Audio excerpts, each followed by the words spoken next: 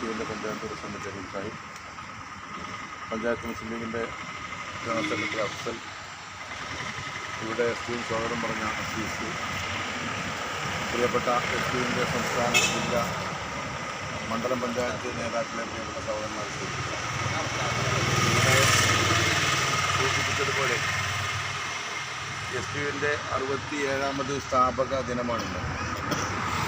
ഇന്നേ ദിവസം ഇതേപോലെ രാജ്യത്തൊട്ടാകെ പതാക ദിനം ആചരിച്ചു വരികയാണ്.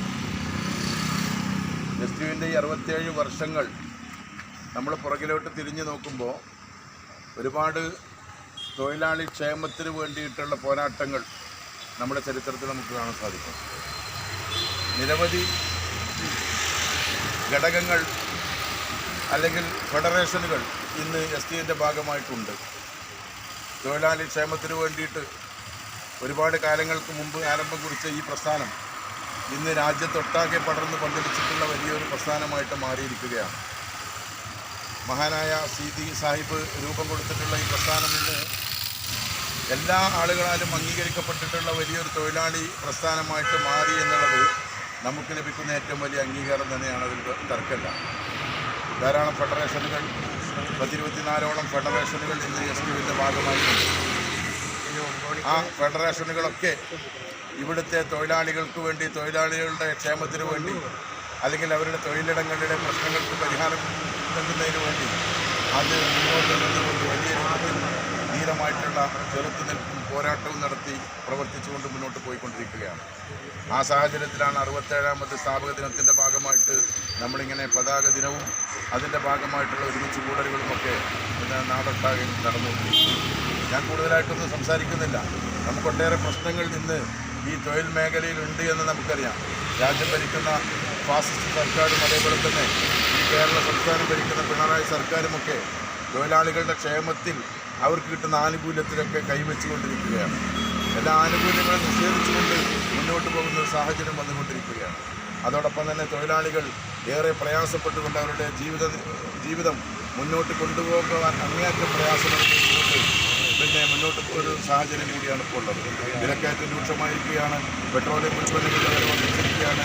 വിവിധ സാഹചര്യങ്ങളൊക്കെ മാറിമറിഞ്ഞുകൊണ്ട് നമുക്ക് മുന്നോട്ട് പോകാൻ പ്രയാസപ്പെടുന്ന, അതേസമയത്ത് തന്നെ തൊഴിലാളികൾക്ക് ലഭിച്ചുകൊണ്ടിരിക്കുന്ന ക്ഷേമങ്ങൾ ഒന്നൊന്നായി നിർത്തിക്കൊണ്ടിരിക്കുന്ന ഒരു സാഹചര്യത്തിലൂടെ മുന്നോട്ട് പോകുമ്പോൾ നമുക്ക് ഒരുപാട് ഉത്തരവാദിത്തങ്ങൾ ഇനിയും ഉണ്ട് എന്നുള്ളതാണ് നമ്മൾ മനസ്സിലാക്കേണ്ടത്.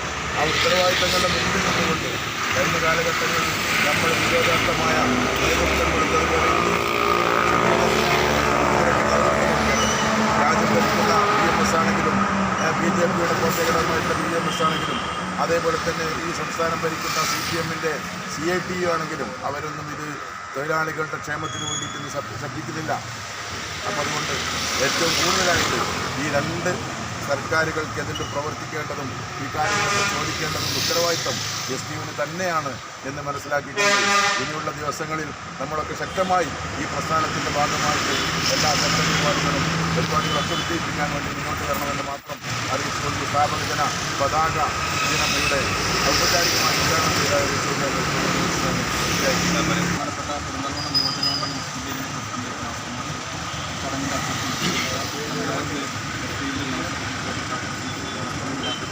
എസ്.ടിയുടെ നേതാക്കന്മാരെ, എസ്.ടിയുടെ 67ാം സ്ഥാപക ദിനമാണ് ഇന്ന് കാണുന്നത്.